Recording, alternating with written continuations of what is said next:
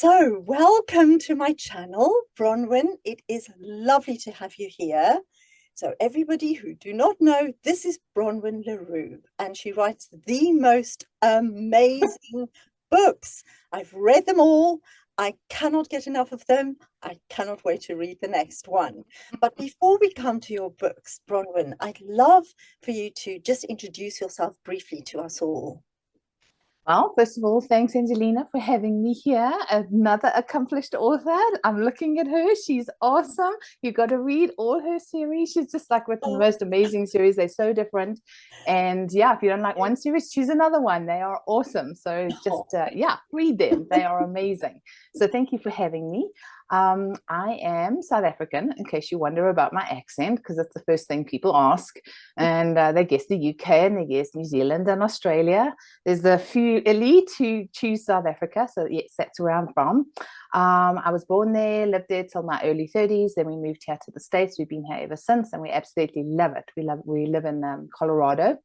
Lovely hot day today, about 90 degrees. I started writing in about 2017, kind of casually, and then I decided to pick it up in about 2019. I thought, okay, I really need to do something with this and be a little bit more proactive. So I do write part-time, which is why there tends to be quite a length of time between my books. But yeah, don't know what else you'd like to know, but that's me. No, that's awesome. That's fantastic. Thank you very much for that. So Sure. let's dive into your books. So Yes. I don't know do you have books that you would like to show people? Because honestly, even the covers are amazing of all the books you've written. Because I know you've written more than 2 series. I'm actually reading the second series that you've written now, and I love it. I love it. Thank you. Yeah, 2 very different series. Thank you. So the first one is Dawn of Dreams. Yeah. This is a young adult adventure series. This was my first foray into writing, so I had to learn a lot. In fact, I had to rewrite the first 2 books in the series because I got a lot of reviews from people saying, oh, it's so slow, it moves so slowly. But anyway, the series is complete. So for those people who are completionists and like to have like the whole thing before they start, that series is finished. And then the second series you're talking about is The Laws of Attrition. Now, this one's probably for an older, yeah, you like that one. This is for an older audience. I've written 4 books in the series so far, and there is a prequel which will introduce you to the main character. And for this one, it's kind of strange because in the first book, she's the main character, Kiara, is an unreliable narrator, just because she has to be because of the circumstances she finds herself in, which you figure out in the second book. I've had a lot of people saying, oh, she's just getting lost in her mind with all these questions. And I'm like, yeah, but you got to understand there's a purpose for it. So if you read the next book, you'll find out why. Yeah. So anyway, so yeah, those are the first 2. So yeah, the first one, going back to the first one, this is more for a younger adult audience. And I think, it's mainly like if you have younger kids, if you're a grandparent, I like to keep my writing clean. So that is more for like, if your grandchild or your kid is 8 and up, they can probably read it.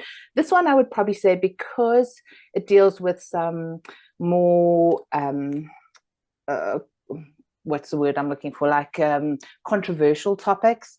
You may want to wait until your kid's like maybe 12 or 13 before they read it, although in this day and age it seems like anybody reads anything at any age. So and then in addition to that, I do have one standalone urban fantasy book. I'm not sure whether I'll add to it. It's just a short story, but yes, I don't have that one with me, but yes, I do have that as well. Awesome. Thank you. Fabulous. I love them all. But I Thank love the law of attrition ones. Oh, yeah. They are amazing. They really are amazing.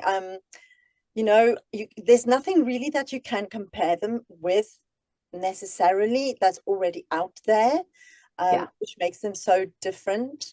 But I suppose if you really had to look at a fantasy series that's in line kind of with this, because it's more science fiction, dystopian, then Harry Potter is quite on that level, I'd say. But it's a completely different thing. But it's a similar age group, I would imagine. Yes, similar age group, and definitely more on the fantasy. Laws of Attrition is more on the science fiction. Yeah. So yes, it's a techno-thriller. If you enjoy A.G. Riddle, any of A.G. Riddle's books, No. yes, that would actually kind of the laws of attrition would fit in perfectly. It does deal with a lot of scientific concepts. Yeah. The Dawn of Dreams series is definitely more fantasy. It's futuristic fantasy. There are advanced things in there, but there's also the magical element. Yes. In Laws of Attrition, it is more the technical stuff, the technology, genetic engineering and cold fusion and that kind of stuff. So yeah. AI stuff. Yeah. Yes, Right. Yes. So let me ask you the first question then. How do you develop these stories? Because they are so intricate and so many layers and so fascinating that the characters are 3D characters immediately. The story is there immediately, and you're sucked into it. You can't put these books down. How do you? It's seriously true. So don't start reading them at night. You will not, because you'll want to read continuously. So how do you develop these stories? Thanks. Well, I think the first series was definitely a learning curve. I didn't have a lot of software. I mean, I just started writing. I didn't know what I was doing. It was a lot of pantsing, for people who aren't authors. Pantsing is you just write. You literally fly by the seat of your pants and you just put stuff down and okay, yeah, it'll work. I soon figured out, when I was probably about 15 chapters into the first book, that wasn't going to work because I needed to be keeping track of things. So then I had to go back and redo stuff and actually start plotting it out. But then I was still using Word to write stuff in. And it was very difficult to kind of find things. Now, I know there's a lot of people who write in Word and they're happy with that. And, for me, it was just really difficult. And then my wonderful husband, who's always trying to help me, he said, oh, there's this program called Scrivener. You should try it. And I'm like, okay, well, all right. And he said, no, I'll buy it for you. And I was like, okay, well, that's a lovely gift. I'll try it. Oh, Absolutely love it because it's wonderful. You can break it down into all these different sections. You've got corkboards, you've got planning. So it was wonderful. So then I started doing that probably from about third or fourth book onwards. And it really helped with the outlining. But then I started finding that, there were still things I was missing. So when I started with the Laws of Attrition series, I thought, okay, now I really need to find a better way of keeping track of things, especially because as you get deeper into the story, then you can't remember what book you wrote things in, oh my gosh, and who is this person and who is his assistant and why did that happen? So anyway, I can tell you can relate, right? So I was just like, no, we have to find a better program. So anyway, so I started using Plotter, and that's Plottr for anyone who's interested and wants to have a look at the software. It is amazing. Like in the beginning, I was a little lost because I looked at it. I'm like, okay, it's just like a blank screen. I was like, I've got all these lines I can stick in. What am I going to do with all these stupid lines? Anyway, and then actually, as you start working with it, you start realizing. So I actually, in my plotting, I have a line for my main character for her character arc. Then I have a line for the timeline, because I need, especially for the second series, I need to be keeping track of what's happened when. And then I have a line for the story arc, and I have a line for, significant moments in the story. And then I have things that I like to have happen in each book. Like, for example, gummy worms feature in every book. Gummy worms, that's in every book. So it gets a place in the planning board, and I have to put it into the story. So anyway, I know, little details like that. So you can tell I'm kind of a little obsessive making sure everything happens. I love it. So yes, so I moved from one to the other, and then the series, it just kind of takes off. I generally get an idea, and then I guess this is more series development. So, I'll start with an idea. So generally, it'll be literally half a paragraph on a piece of A4 paper. Right. And then from there, I'll think, okay, is this working? Can I do this? Would this be something my readers would be interested in? Is there enough story for a series? Because, you don't want to drag things out and then people get to the end and they're like, oh, why did I bother reading that?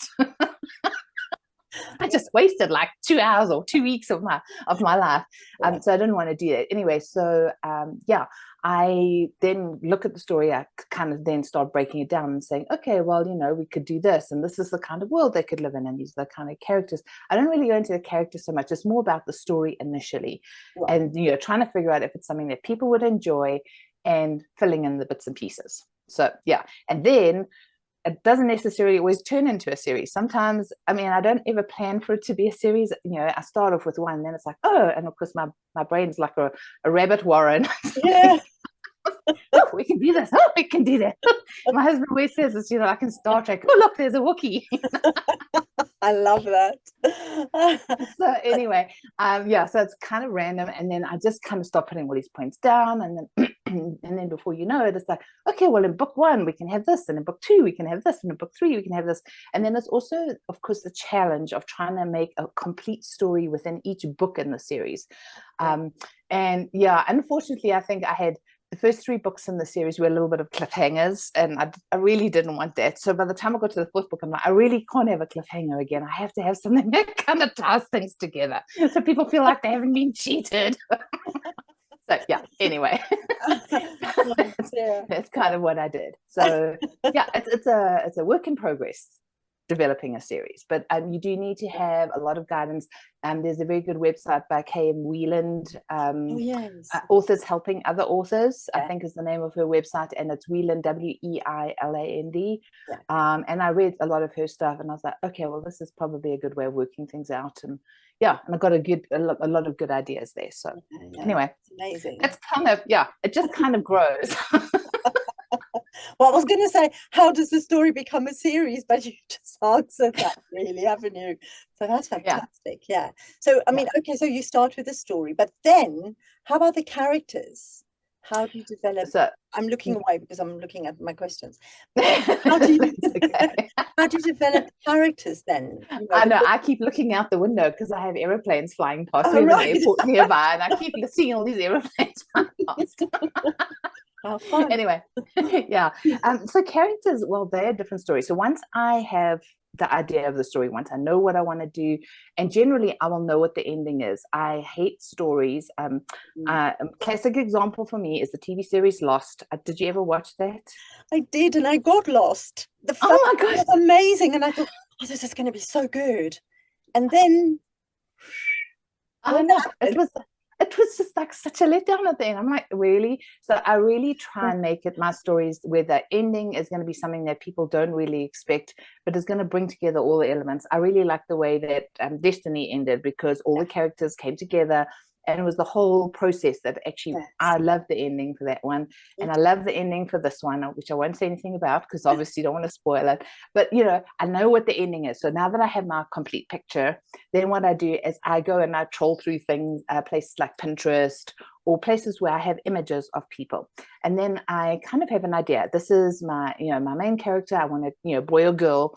And then, my antagonist, a boy or girl, who the people that are going to help them. So I kind of have a rough idea of, yes, got to have a main character, sub-character, and then, of course, there are a whole lot of different sub-characters that you can have. And I know you have a Patreon site, so I would be happy for you, if anyone's watching this, go join Angelina's Patreon site. I will post my character sketch on there. Wow. Send it to you. Awesome. Thank you. That's such a lovely gift. Thank you. I know my kids would love it too. Sure. Yeah. So I'll send it, and then if they want to download it, it's what I use to kind of flesh out the character. So it's got a million questions. So I'll get my picture of the person, so then I know who I'm looking at. And then, it has like all sorts of things, and it builds out the whole picture of the person. Like, what is their background? Who are their parents? Do they have siblings? What is their, like vocation? What do they do? What do they do for fun? It's like all sorts of questions that you really have to think about. So by the time I'm finished with that checklist, I have a very good idea of who my character is. And then, once that's done, then it's okay. I guess I can start writing. And then the other thing is, somewhere that I read, I don't remember where, but they were saying that antagonists, a lot of people just kind of, they're like this murky figure in the background. They don't really flesh them out, but you actually really need to understand your antagonist. You really need to understand your antagonist well. And antagonist is the bad person in the book. Protagonist is the main character. Sorry. Anyway, don't mean to use big words. Don't mean to use big words. But so the bad character, you want to know exactly who they are and how they fit into the book and what their motivations are. Otherwise, you can have a character who ends up being kind of two-dimensional or a little bit flat. Yeah.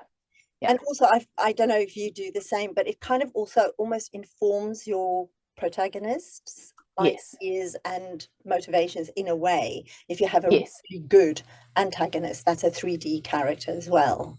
Don't Exactly. you? Yeah, and then you can really see how the two play off each other and why they are opposites and why they're at odds with each other. Right. So, Yeah. Yeah. And it's really important, I think, because like you said, sometimes the antagonist is sort of 2D person, sort of in the background, and so it doesn't really impact on the protagonist enough so that there's enough sort of like tension. Yes. Yes. And then the other thing, it's also really good that I will say is you have an editor. My editor, Marianne Hinkle, is amazing. She actually really helped me see that I need to have a definite character arc for each of my characters. How do they grow? How do they learn as they go along? A classic for anyone who does writing, you learn these things as you go along. I didn't know about any of these things when I first started, but the hero's tale, how the person is, in their environment, something happens, and then they go on this whole journey and how they change. And you really need to do that. And it's challenging to do it like within each book she has to grow, and then within the series she has to grow. So and once you actually start outlining that and putting that on paper, then it's like, oh, then it makes it easier to write. So right. And easier to read. It makes more sense, I think, doesn't it? Because you can actually see it. And that's how people work in normal life, isn't it? Yes. We all do. And so, so it's easily more easily relatable, I suppose. Awesome. Oh, and thank you so much, for the Patreon thing. Yes, you're welcome. You're welcome. Go join Angelina's site. That's awesome. Thank you. I'll post the link below the video. Thank you so much. I'll also post the links to all of your social media and your book links and your website. Thank you. Down below as well, so people can find you. Thank you. But okay, so I want to ask you about specifically Law of Attrition, the books that you've written. There's a lot of technical stuff in it, as alluded to before. How did you get that from? How much research did you have to do? Because I mean, for people, I don't want to spoil it for people who haven't read these books. They are really brilliantly written, and it is obvious that you must have done enormous amounts of research because it's kind of based in a world that we kind of know and not. So it has that sort of dichotomy type thing going on. That must have been so hard to do. How did you even start? Well, I think the most challenging part was the cold fusion device, because I mean, obviously, cold fusion is a fairy tale, right? It's not going to work. Well, I mean, we don't think it's ever going to work, right? So I had to try and figure out what had been done, So then it was a matter of going through and looking at research and everything else. Of course, most of the time, probably 90% of the time, I had no clue what I was looking at because they all use words that are about 50 characters. Oh no! What they're talking about. Oh no! The pictures are very helpful, The pictures. I think this is how it works. But I think the essential part was I have two people that I know who are nuclear engineers, and I asked them. Yes. And I said to them, look, I know this isn't gonna work, but is it at least believable? Because I think a bugbear for me is, when I'm watching, I have friends, for example, do you have Grey's Anatomy there in the UK, a TV series? We do. Okay. So I have a friend who's a nurse, and she started watching it once, and she's like, oh my gosh, she couldn't watch it because it was just so ridiculous, and it was like so unbelievable. And I just thought, what, for people who really are nerdy and techie, and really into science fiction, I don't want them to look at it and be like, oh my gosh, that would never work. Indeed. I wanted to make it really believable. So, then it boils down to a matter of drawing diagrams and trying to figure out how the machine fits together. And, big part of the first story is, getting the machine, because obviously it's something that's impossible. She doesn't think that she's going to be able to build it, but she needs to be able to build it to save her family. And that's a big driver in the story, has been saving her family. So anyway, long and the short of it is, a lot of research goes into it. A lot of it I don't understand. Then I kind of muddle through, and then I hope I kind of figure it out. So yeah, and then some of the stuff is actually like easier to do, like some of the stuff, when she gets into, post-apocalyptic survival stuff, that's like way easier to research because there's a lot of information about that. It's like, oh well, this is how you can tell, which direction you're facing if you don't have a compass, or this is how you can build a water filtration system, or those kind of things. Those are way easier to research. They don't take a lot of time, but the research takes a long time to get everything right. But then once you've got that down, then it's kind of easy from there. Once you have like a good picture of like, this is how the tech works, it's good. So yeah. Okay, that's fantastic. Because I agree with you. I mean, if you are going to write science fiction-y type stuff, yes, then it is really important to make it, well, actually anything, but specifically science fiction stuff, because there are nerdy people who really do go into that, don't they? They really know the thing, and they will pull it apart if it's not right. So well, you for doing all of that. But it did, the sketches that you've made, would you ever publish those? Would you ever make those available to your readers? Yes, I probably would at one point. Like when I initially did the attrition launch, I thought of maybe giving those out as as supplementals or a freebie to my subscriber list. And then I just never ever really did it. And it was probably a good thing, because by the time I got to book 3 and I had to do like more research on things, I was like, oh yeah, I needed to change everything. So but yeah, I think yes, I would give it away eventually, but I think maybe, I know, down the line, or as a gift for my subscribers. I don't know that I'd ever like kind of put it out there to the world. People would be like, oh my gosh, what was she thinking? But it is fascinating to think, isn't it, how you come to the conclusions, and all the the drawings and the research and everything I had to do. Because I think when people read books, they don't necessarily realize that there's so much research behind it, especially, as I said, with science fiction type book. You know what I mean? And your book, actually, I'm not going to talk about it here now, because I don't want to spoil it for people who've not read the books, but it asks profound questions of the society we live in. Profound questions.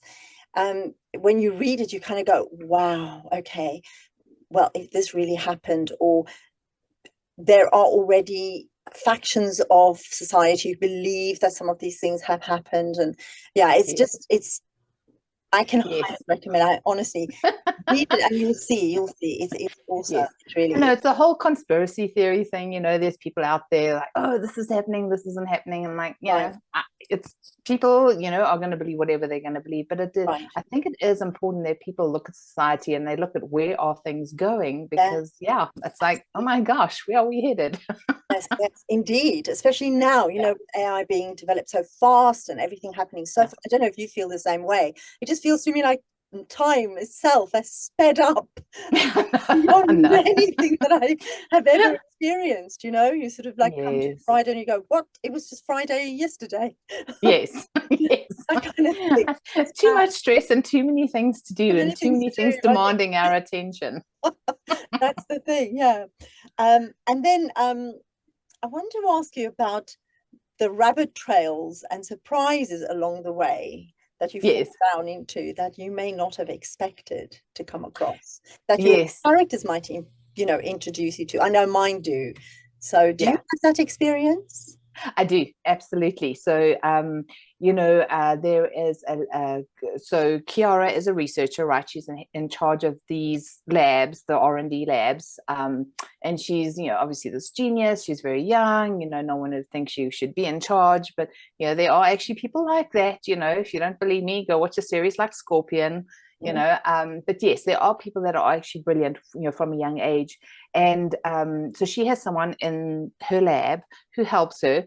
And, she's kind of like the unofficial spokeswoman for everybody else. Now, you don't really find out why initially, she's like this. You don't know whether the other people just don't like her and they want to get rid of her because she's really good at her job, or whether she shows them up. But long and the short of it is, her name's Sandise. And she was really funny, because she was just going to be like another person who was going to be like an irritant to Kiara. Right. And then all of a sudden it was like, well, we can do this and we can do this. And then all of a sudden the whole character exploded. I didn't even have a character sketch. I had nothing. Okay. So then by the time I got to book three, I was like, well, okay, we really do need to like create a character sketch for her. I really need to know who this person is because now she's becoming an important part of the story. So we really need to know more about her. So, I mean, that was a really big surprise. And then some of the things that happened sometimes, like when I had my attrition launch for the first book, I do like a party and stuff. And one of my advanced readers actually said, hey, well, I don't think this actually happened in the book. And I thought to myself, well, what would happen if that actually didn't happen? Can we reverse this? How can we do this? Gosh. And that reversed like a whole literally storyline for one of the characters. I was like, oh my gosh, okay, yeah, that would actually be a whole lot of fun because now we can do this and we can add this. Yes, yeah. So there are sometimes the rabbit trails are just rabbit trails, and I kind of like, yeah, no, that's really not going to work with the story. Yeah. And sometimes they are gems. They are absolute gems. It's like, oh my gosh, this would add so much to the story. So yes, yeah. So. That's awesome. I'm so glad I'm not the only one. Yes, I know. And then, of course, the problem is you've got to go back and make sure that everything else lines up right. That's it. And that's why you need plotter. Yes. Indeed. You keep track of everything, otherwise it all goes a bit haywire. Oh my word. Yeah. Glad I'm not the only one because the characters, you as you said earlier, you do develop your characters, you know who they are, you know everything, and then something happens. I know. They either tell you something or they introduce something or something you didn't see coming. And actually, that's the magic of it. It is the magic of it, I think. And also, as you were talking about Kiara and that she's young and she's sort of genius and all of that. I don't know if you've been looking at, well, obviously, because of my background, I look more at singers and dancers and, people like that. Tiny people coming in, sort of 3, 4, 5 years old, who can play the piano better than people who studied it for years. It's extraordinary to see. It's extraordinary. You go, wow, these people are born into the world in the way that they are going to be here, already formed at this tiny age. So I didn't for a moment think it was weird that Kiara is so young and genius, because I've seen it with, in other disciplines. Absolutely. Yes, and I can totally relate to the music ones. I mean, some of those musical prodigies, I mean, they're so young, and it's just like, wow, oh my gosh, they just have this amazing talent. It's wonderful. And voices, people come out with voices, and you think, wow, that's amazing. Okay, and then my last question to you, my darling, is this. Who are your readers and what do you think they love about your writing, apart from me? Well, let's see. Definitely people who like clean writing. I don't put any, okay, so there's no sex scenes, the romance is clean.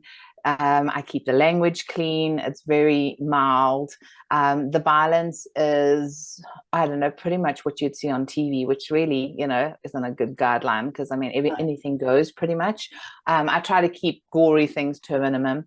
The reason I did say with the second series, that people may want to be a little bit more careful if they have children is because there is torture in there. And I mean, that is disturbing, that's disturbing for people. And that's not an easy thing that you just cast off. I mean, neither is violence, you're right? Yeah. And I think we become desensitized to things. So yes, my readers are people who like, clean books, and then also something that they can potentially read with their children at night. And then a lot of my readers are actually people who are 40 and older. They don't want, things. They don't want things, that have like all this other stuff in them. They want something where the story is more appealing. It engages their mind more. So yes. Yeah. Awesome. That's fantastic. Thank you. Well, my darling, we've come to the end of our time together today. So yes, thank you so much for coming and talking to us about your books. I am so delighted that I get the opportunity to talk to you about it. And as I said before, I will put all the links below the video so that people can find you and find your wonderful books. And thank you. With you again very soon.